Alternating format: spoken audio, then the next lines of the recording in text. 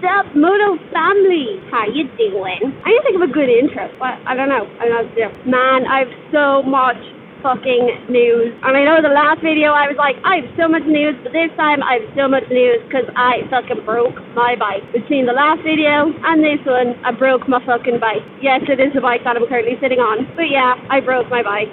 I snapped my exhaust clean in half between where the can and the pipes meet each other because I'm obviously totally skilled. I didn't discover it until I was camping at the beach, and I got on my bike the next day to go home, and my bike sounded like a fucking Harley, which I mean I kind of loved, but it wasn't supposed to. So that took a couple of days to get fixed, and I wasn't out driving because it crashed. The exhaust was hanging down and it was banging off the wheel. So obviously anything that hinders your wheel shouldn't be driven on. So got that fixed, and then I've been noticing that my rear tire was going down really quick. My rear tire is 36 psi. And it was going down to 17 within like 4 days. And this happened 2 or 3 times. But when I got the exhaust fixed, the mechanic was like, "Oh, I was looking at your tire and it was down to 20." And I was like, "How the fuck is it down to 20 when it was 36 yesterday and I haven't driven it?" So we were like, "Fuck."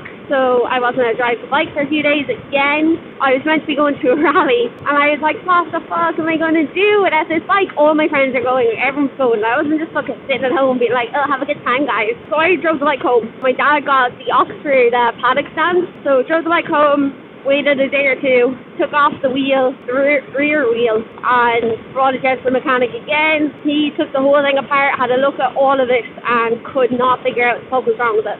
Couldn't find a puncture, couldn't find anything. We were like, okay, let's see what happens. So took it back, put the wheel back onto the bike, it went down again. The PSI went down again. So my dad was like, alright, I don't know what we're going to do, leave it with me. So this was like a day before the rally. No, sorry, this was the day of the rally. So my dad found the previous owner, there's only been one previous owner before me, but we figured out that they had plugged the tire. It's actually illegal. But they had plugged the tire really badly. So instead of doing it in a circle, they did it in like a weird oblong shape for some stupid reason, and that was what was leaking. So we plugged it again, and the plug didn't take, and I'd say it was because it's so fucking hot out. And so I ended up going up to the rally in a car. The rally was brilliant, but not having the bike was horrible. But yeah, my dad kept trying it anyway. So that night we got the like the mousse, like the slime that you put inside the tire, and it took.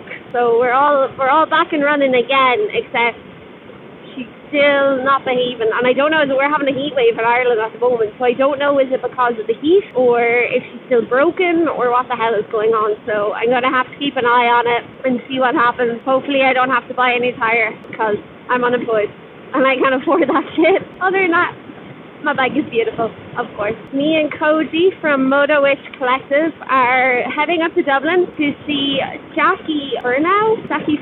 She travels the world for like 7 years on her Royal Enfield Bullet, which is amazing. So she's doing a talk up in Dublin. So Koji is photographing it, and she asked me, do I want to come with? So it should be good times. Koji's on her Royal Enfield. It's exactly what I was talking about last video with Paul asked. My bike is it's just a torque machine. Like, and Koji's is a 500, but it can't go that fast because obviously it's a Royal Enfield. It's not built for fucking speed. It's built to look awesome. So driving with her, I'm like, I have to really, really keep an eye on my acceleration and stuff. Even now, driving in front of her, I'm like looking at it being like, is this too fast? Where is she? Can she catch up? I don't know what way I'm going. People always let me lead. I don't know what way I'm going. Why do they do this? Yeah, I'm going to vlog the whole weekend. I brought like a handheld camera with me, and I'm either going to make a monthly vlog, like I'm either going to vlog every day, make a monthly vlog. I haven't decided. It actually all depends on how long this is. We're staying the night, we're going to Jacqui's talk tonight, and then we're interviewing Jacqui tomorrow morning, and then straight after we're heading back home. So it depends on how long everything is, if I can make one video out of it or if I need to split it up. Let me know what kind of length videos do you like watching? I like watching really long videos. It entertains me. I hate when I just get into a video, because I throw on a video while I'm doing other stuff, and I hate when I get into it and then it's over and I have to go find another one. That annoys me. The guy who's my mechanic, like my dad is my main mechanic, but sometimes it's easier to just pay someone to do it. it takes a lot less time. But he has an ER6S and he turned it into a race bike. Like he goes up to the Isle of Man, the TT, and he goes to Northwest 200 and races it. But I was like, so what did you change on your bike? My dad was like, stop giving her fucking tips. But he took off the front body, the front fairing, and got the body of a ZX and put it on. And I was like, that's so cool, because ZXs, a lot of them are more angular. I said before, I'm looking for that more angular look. Like, maybe not as severe as the new Ninja 300s. I like the side paneling. I don't like the front of it. It's way too fucking angular and it just looks like a beak. But I like that kind of, if I could take the side paneling off them, I'd be delighted. Or if I can just make it look like it with a paint job, I can do that too. But as I said, I'm poor, so that'll have to be put on the back burner for now. Hey, there's Koji. Koji is the map. I have no clue where I'm going, so I'll leave the links for Koji's Motowitch and her podcast in the description.